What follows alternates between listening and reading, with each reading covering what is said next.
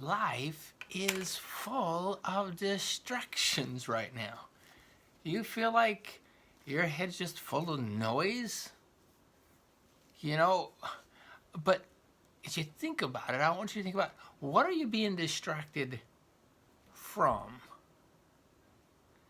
So whether it's devotion to Facebook, I find for a lot of people that's distracting them from peace, and that's distracting them from perspective, okay? Oh, and certainly from worship.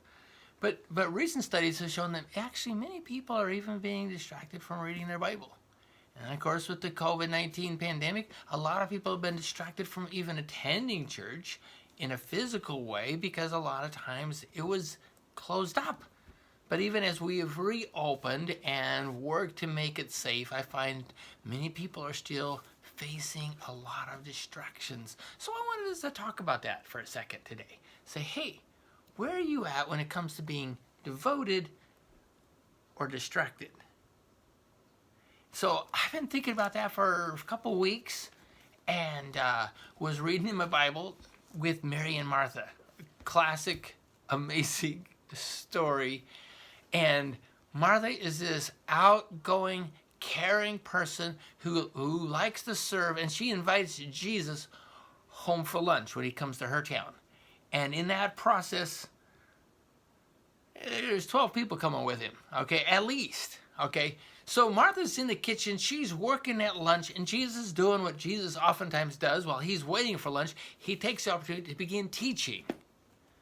And Mary, Martha's sister, sits down and is listening to Jesus' teaching because it was amazing stuff. But Martha is getting bothered, distracted, we might say, in the kitchen. And so she kind of steps in a perhaps bold way and says to Jesus, don't you care that Mary is leaving me to do all this serving alone? Translated, how am I ever going to get lunch for you and the guys if Mary doesn't get off her tuish and help me? Tell her to help. Now, I don't know if you had a sister like Martha, but there are some sisters that can be a bit bossy. And Martha pretty well steps into that. But Jesus handles this a bit surprising. Maybe not. Maybe it's just pure Jesus. I just love it, though, where he looks at Martha and says, Martha, Martha, you are so worried and bothered about so many things. Before he touches the issue whether or not Mary ought to be helping, Jesus goes to the heart of the matter in Martha and says, you are a worried, bothered person. You, Martha, are distracted from what it's all about. Now, I don't think this was taken well as a compliment, but it can be given to us as a correction that says, hey, am I devoted or distracted to Jesus in the world in which I'm swimming? You know, I'm immersed in a lot of activities. I certainly find this to be the case with me. And so Jesus answers Martha. In fact, he speaks to this issue very clearly and says, hey, Mary has chosen the good part, and it will not be taken away from her. Now, I don't know if this point that Mary turns and smiles at Martha. I mean, you know, siblings, we can do it to each other, can't we? But Martha gets this bold correction and says, Jesus says, I'm not taking away her devotion to me, and I'm not going to ask her to go serve lunch. Now, loving Jesus will always lead us to serve Jesus. But he gives us a warning that even our service can distract us from our devotion. And so I just want to ask you, how are you doing right now in the middle of the chaos called life with staying devoted to Jesus Christ. Because that's where we want to be. And so he points out that we shouldn't be distracted by our serving. Now, he wasn't devaluing serving. He was just lifting up devotion. He's lifting up the idea of saying, hey, be devoted to the word, because if you're not in the word, then pretty soon you're going to drift in your service. And the character of your service is going to change. But so I just want to say, would you be careful about how you're handling your life right now?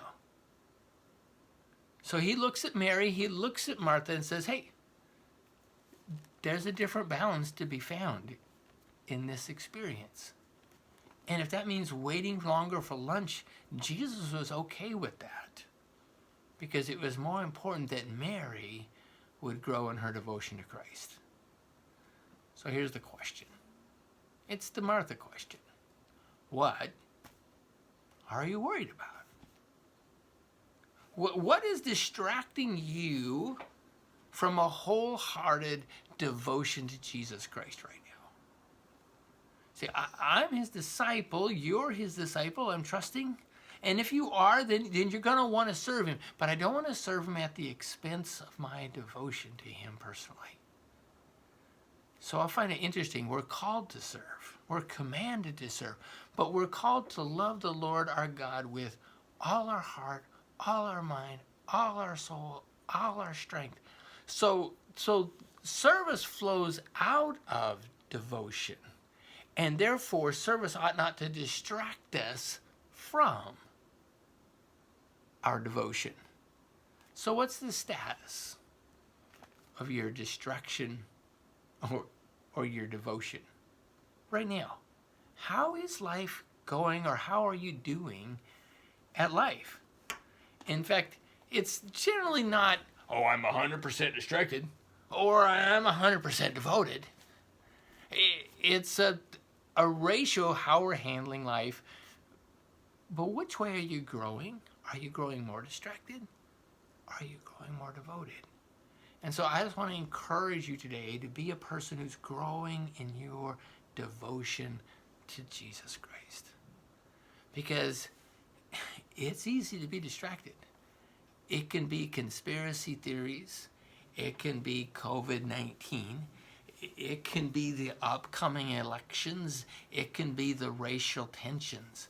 It can be the abuse the police are taking, or it can be the social manipulation that's going on around you. It can be the Marxist protests, or it can be summer vacation.